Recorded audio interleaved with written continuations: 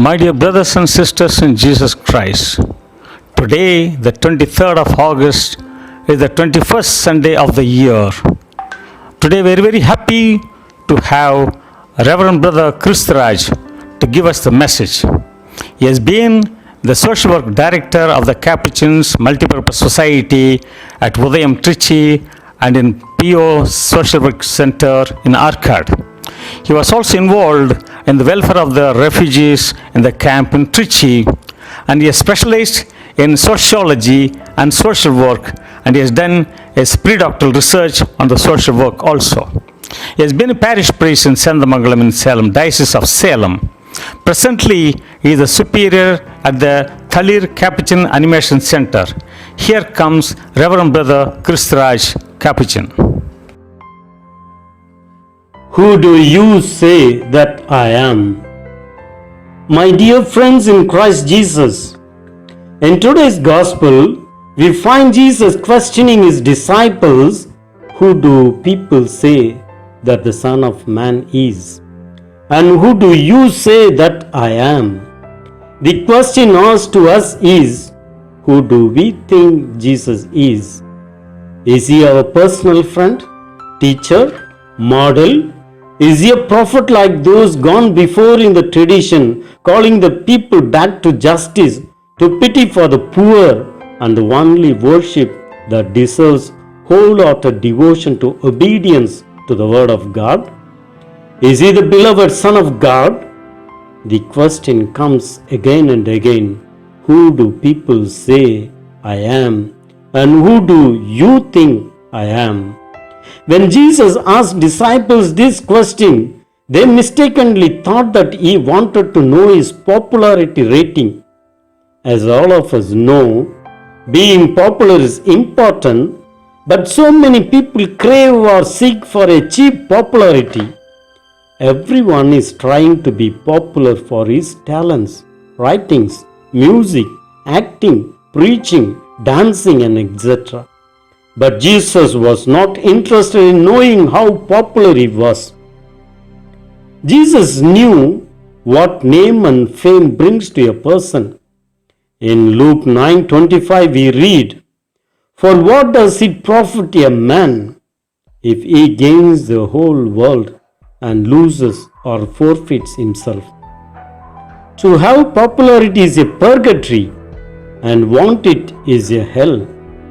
In Luke 6:26 we read, "Woe to you when all people speak well of you, for so their father did to the false prophets." There are people amongst us who have not achieved anything but project as famous through media and press. Jesus asked this question not for popularity, but to know whether his disciples understood who he was. Disciples are well aware of the range of popular opinion about Jesus, and they replied that people viewed Jesus a great prophet, but nothing more. But their direct experience of Jesus has led them to a much higher assessment of who he was. Peter's confession of Jesus as the Messiah forms the climax of the narrative. Peter gave a convincing and courageous answer in Matthew 16:16. "You are the Son of the living God." Jesus is so happy that he says to Peter, "You are Peter, and upon this rock I will build my church." We see the authoritative designation given to Peter by Jesus in today's Gospel. This is an authority given to Peter to govern the church that Jesus builds, a church that no power overcomes. So Jesus gives Simon a new name, Peter, which at that time there was no proper name like this one. Peter is a name which means rock. The Gospel text pictures Peter with a unique role in the foundation of the new community, the church. Although Peter is the foundation, Jesus is the builder of the church. In forming the church, we see three images of the role of Peter: the rock, the key, and as the one who binds and looses. Scripture refers to God as a rock.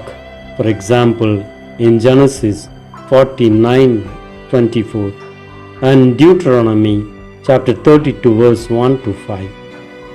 Rock is the word used to Peter, to a massive, unshakable that would endure everything. Key is the image given to security, stability, and strength. Jesus is like a wise man who builds house, the church, on the rock. In the gospel, Jesus is commanding to tell no one about his mission. Why did Jesus command to tell no one? If the disciples had so little idea of his mission as Christ, what would the crowds have made of it? How difficult it is to grasp Jesus' idea of his mission and messiahship. Once his purpose and mission have been revealed, Jesus speaks about the painful side of the messiahship, suffering and death. Peter fails to grasp the implications of the prophetic mission of Jesus due to his wrong idea of the Messiah. Yet Peter remains at the center of the discourse. Jesus invites him to have a renewed and deeper understanding of discipleship. Get behind me. Today it echoes the words of chapter 4:19, follow me, in his first call. Jesus is going to the cross. The disciple is to follow. But they wanted a royal head, a powerful person who can dominate others and keep them under authority, a kingly power with dominion, one who can conquer the enemy at any cost and give added pleasures. They had superiority syndrome, superiority of race, color, creed in every way. They wanted Messiah of their own making, of their own imagination. They were totally unprepared to think the way God wanted the world to experience his presence on earth, one with universal approach, with special preference on the peripheries, to care for the least, lost, and the last in the kingdom. The kingdom of God was not a battleground of winning and losing, but a place of equity, compassion, genuine sacrifice for the other. This is a struggle even today. We want to play a number game first or second. We want to show our power, muscle power, money power, and caste power in our day-to-day life. Unfortunately, this temptation has entered also into religious life and mission. This is against the messianic life and mission that Jesus has shown to us, his followers. We prefer to worship him, organize festivals for him, and admire him with our hymns and praises than to follow him, to take up the cross, and to face the challenges of daily life. We certainly need celebrations, liturgies, norms, etc. to get well organized as an assembly. But these are just means and not the end. But following Jesus is risky and irksome. Following Jesus is more demanding than worshipping him. We do not want a sacrificing Jesus or a Jesus who loves sinners and who forgives us. These are troublesome. We want to see in him someone who can exercise authority, power, and domination on others, because this is very pleasing to us and our wishes. But Jesus presents another type of Messiah.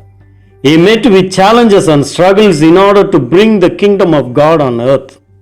When Peter was unwilling to accept that Jesus would suffer a cruel death on the cross for the sake of truth, Jesus scolded Peter and told, "Get behind me, Satan."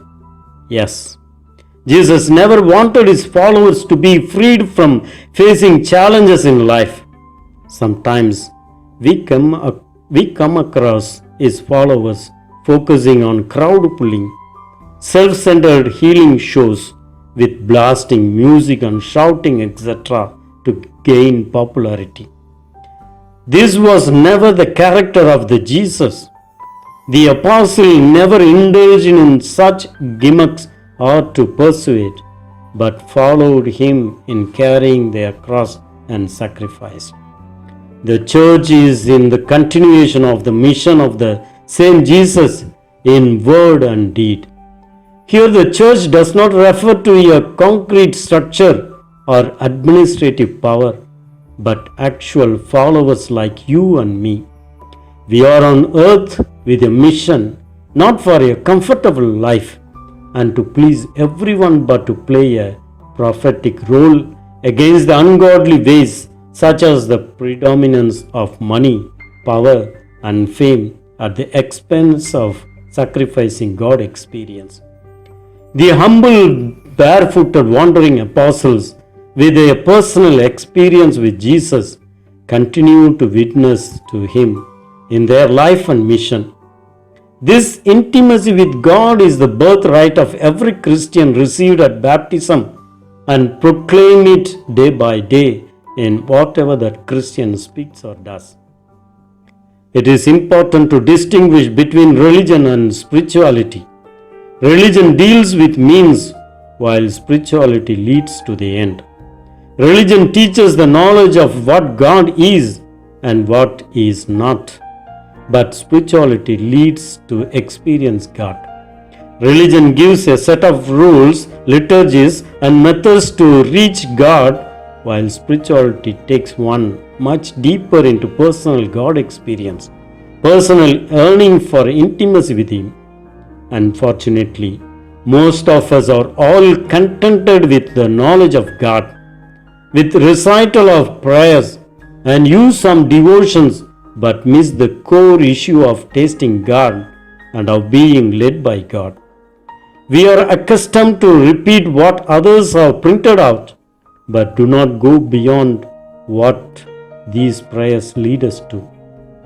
Oftentimes, such popular devotions and piety, instead of being the starting point, ends up as the only point. Oftentimes, those who are expected to lead people into spirituality end up in leading people only to religiosity, dealing with too many norms and rules and liturgies, festivals, devotions, novenas, participation in the common events, etc. While spirituality takes one beyond to much more difficult one, the intimate union with God, who leads us to a total transformation. This is the difference between what others say who I am and whom do you say that I am. Jesus wanted the apostles to understand the difference between who do people say that I am and who do you say that I am.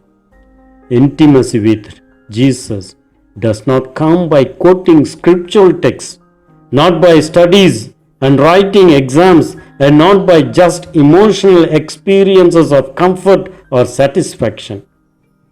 If each one is led by personal experience of God and is led by His will, the followers will not be divided by languages, regions, color, caste, and creed, but rather will be united by the will of God. By this unity and dignity, the society will know that we are people who tasted God and who are led by His will day in and day out. Today's gospel also reminds us of the heavy burden on the shoulders of the Pope Francis, Peter's successor. While we thank God for his exemplary life and mission, let's also pray for his good health and the collaboration of all the leaders of the church to have personal experience with Jesus and witness to that on earth.